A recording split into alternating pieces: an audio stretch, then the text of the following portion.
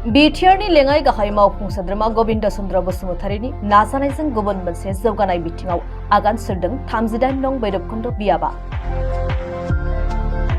भारत भुटान सीमा ओनसोलजों नांजाबनाय अदालगुरि जिल्लानि सिङाव थानाय 38 नं भैरबकुन्द विधानसभा बियाब, जाय बियाबाव थांनाय गोलाव समनिफ्रायनो बिटिआर सरकारनि बायदि बिथांखिफोरनि गोदानै लुफुंजानाय आरो लुफुंनो गोनां सरकारि मावबिथांखिनि अन्थाइ खाम्फा गायसननाय आरो बेखेवनाय हाबाफारिया बिटिआरनि लेङाइ गाहाय मावफुं सोद्रोमा गबिन्द चन्द्र बसुमतारीनि दैदेननायाव सोलिबोनायखौ नुनो मोननाय जादों।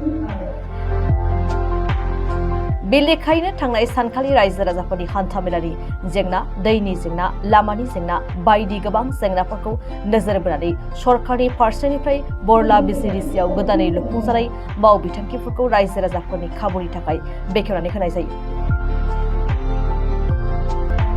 हाथाइसालिनि जिरायखुलि, लामा, दालां, रायजोआरि खिखरसालि बायदि बेखेवनायजों लोगोसे रायजो राजाफोरजों गुवारै सावरायनाय हाबाफारि लादों बिटिआरनि लेङाइ गाहाय मावफुं सोद्रोमा गबिन्द चन्द्र बसुमतारीया। भैरबकुन्द समस्ति सिङाव थानाय बरला प्राइमारि कमिटिनि सिङाव दिनै जों गोबां खामानि मावखांनायफोरखौ इन'ग्रेसन खालामबाय। दिनै जों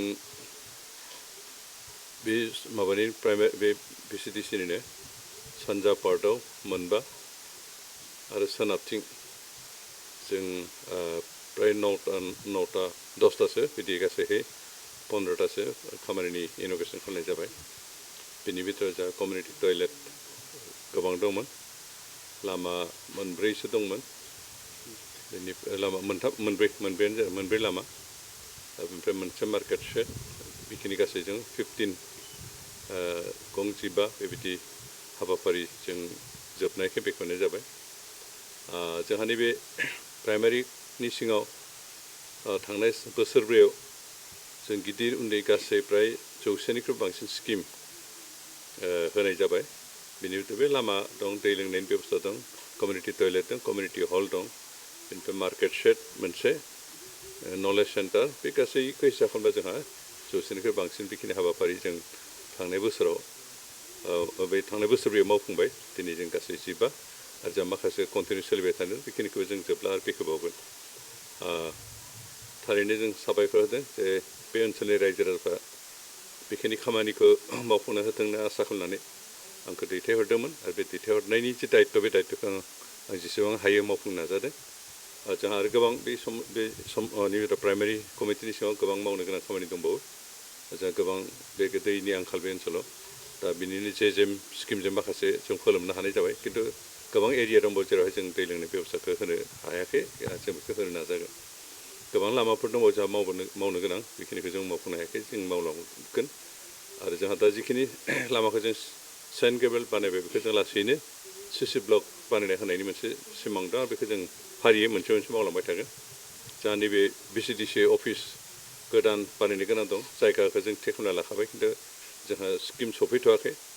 नेक्स्ट जोंहा गासै बिटिआर ओनसोलनि बिथोराव 16था नामा बिसिडिसि अफिस बानायनो गोनां दंबावो।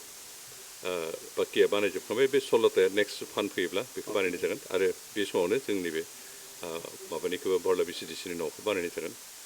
जोंनि बे ओनसोलनि रायजो राजाफ्रा बेखि थांनाय समनि सिगां सरकारनि समाव जेबो सुबिदा मोनाखैमोन, आरो नैबे जों बोसोरब्रैयाव जिखिनि हायो बेखौ मावफुंनानै प्राय गामि ओनसोलनि लामाखौ जों अन्तत सेन्ट गेबेल होजोबफ्रामनो हानाय जाबाय। दाबो हयथ' 2-3सो बाखि दङ, बिसोरखौ जों मावगोन। गोबां कालभार्ट होनो गोनां दंमोन, जायनि असुबिदानि थाखाय जोंहा गथ'फोर स्कुलफ्राव थांनाय गथ'फ्रा दिगदार जायोमोन। बेनिफ्राय गामिफ्राव बेमार आजार जायोबा हस्पिटालाव लांनो असुबिदा जायोमोन। बे गासैबो असुबिदाखौ जों बोस्रांनो नाजाबाय थादों। जों गोबां जायगायावनो बेबायदि कालभार्ट होदों, बहाबा लामा होदों, बहाबा जों बे दै खुरखानायफोरखौ थेबथेनानै खुरलांनायफोरखौ बासायनायनि खामानिखौ मावदों, आरो बेबायदि जों गोबां खामानि मावबाय। बिनि अनगायैबो जोंहा बे सेन्ट्रेल गभर्नमेन्टनि जिथु फ्लेगशिप स्किम, जेरै न' आरो MGNREGA स्किम, बेखिनिखौ सोलिबाय थाखादों, बेखौ जों हिसाबाव लाबावाखै। जोंनि डिपार्टमेन्टनि जिखिनि खामानि, PWD डिपार्टमेन्ट, बेनिफ्राय एजुकेसन डिपार्टमेन्ट आरो PNRD डिपार्टमेन्टनिफ्राय जिखिनि हागौ जों बेखिनिखौ खामानि मावनानै बे ओनसोलनि जेंनाफोरखौ बोस्रांनो नाजानायनि गेजेरजों अन्तत जों आधानिख्रुइबो बांसिन जेंनाफोरखौ बोस्रांनो हानाय जाबाय। जोंहा दा मावनो गोनां एसे दंबावो, जों बेखिनिखौ मावलांबाय थागोन। बेनिखाय बेखिनि सुबिदा होनायखाय आं बे ओनसोलनि रायजो राजा गासैखौबो साबायखर होदों आरो दिनै नैबे हाबाफारि मावनायजों लोगोसे बे ओनसोलनि साफ्रोमबो रायजो राजाखौ फैगौ बैसागुनि मुङै आं गाहाम अनसायनाय जासिबाय जाहाथे आफा इसोरा बिथांमोनखौ गासैखौबो मोजाङै लाखिनानै रंजा बाजा बैसागु खुंनो थाखाय खाबु होयो बेनि थाखायनो आफा इसोरनि खाथियाव आर'ज गाबबाय।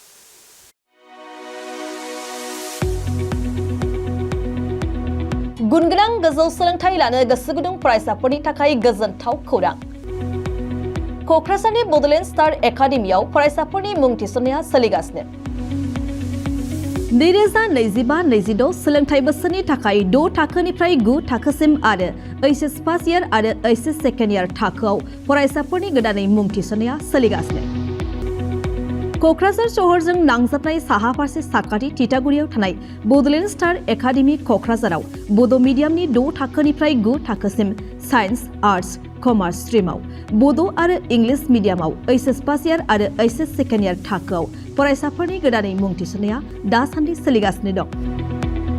रोंगौथि गोनां फोरोंगिरिफोरनि फोरोंथाय होनायजों लोगोसे गोबां उफ्रा सोलोंथाइनि खाबुफोर जेरै डेली फ्री JEE आरो नीट क्लास, JEE नीट आरो कम्पिटिटिभ एग्जामनि थाखाय free mock test, English speaking class, daily GK class, career guidance, library facilities, personal attention. हौवासा आरो हिन्जावसाफोरनि थाखाय आलादा थाग्रा हस्टेल बायदि बायदि सोलोंथाइ खाबुफोरजों गुनगोनां सोलोंथाइखौ बे बड'लेण्ड स्टार एकाडेमियाव मोननो हागोन। बेनि अनगायैबो मेट्रिक आनजादाव 85% एबा बेनि बांसिन नम्बर मोननाय फरायसाफोरनो बेसेन लायालासे मुं थिसनथाइ होगोन आरो बिपिएल नखरनि फरायसाफोरनो मुं थिसननायाव 20% रेहाय होनाय जागोन। अब्ला मानोथो गोबाव खालामनो, नोंथाङाबो गुनगोनां गोजौ सोलोंथाइ लानो थाखाय क'क्राझारनि बड'लेण्ड स्टार एकाडेमियाव मुं थिसननायनि खाबुखौ लादो।